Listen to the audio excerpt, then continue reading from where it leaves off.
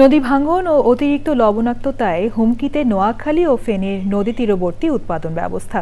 কোম্পানীগঞ্জ উপজেলার মোছাপুর রেগুলেটর ও সোনাগাজীর Kazirhat sluice gate ভেঙে যাওয়ার পর বিনষ্ট হচ্ছে ফলের বাগান, ফসল ও সবজি।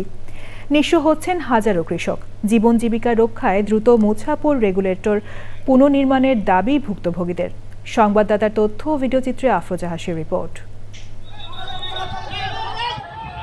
২০২৪ সালে বন্যার পানির তীব্র চাপে ভেঙে যায় মোছাপুর রেগুলেটর ও সোনাগাজীর কাজিরহাট স্লুইস গেট।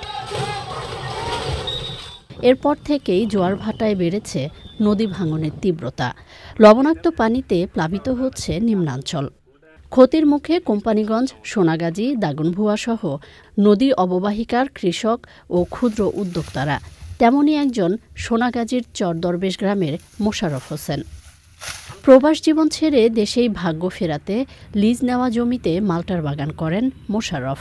তবে নদী ভাঙন আর লবণ পানিতে নিঃশেষের পথে বহুদিনের লালিত স্বপ্ন। আমাদের এই বাগানটার ভিতরে লবণাক্ততা পানি উঠে যাওয়ার কারণে এখন গাছগুলো সবই মারা যাইতেছে। মালটা বাগান এই পর্যন্ত আমাদের এই অনেকগুলো বাড়িঘর এগুলো তো সব চলে গেছে। এখানে দৈনিক ৪-৫ জন লোকে কাজ করতো, এখন বর্তমানে কোনো লোকে নেই।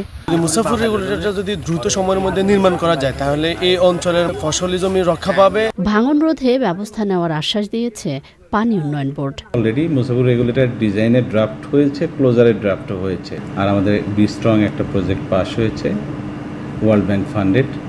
এই প্রজেক্টটার কাজ শুরু হলে আমরা এর অন্তর্ভুক্ত জায়গাগুলোতে স্থায়ী প্রোটেকশন দিতে পারবো।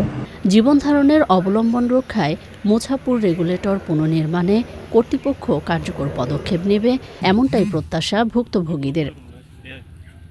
আফরোজা হাসি, প্রকৃতি ও জীবন ডেস্ক, চ্যানেল আই।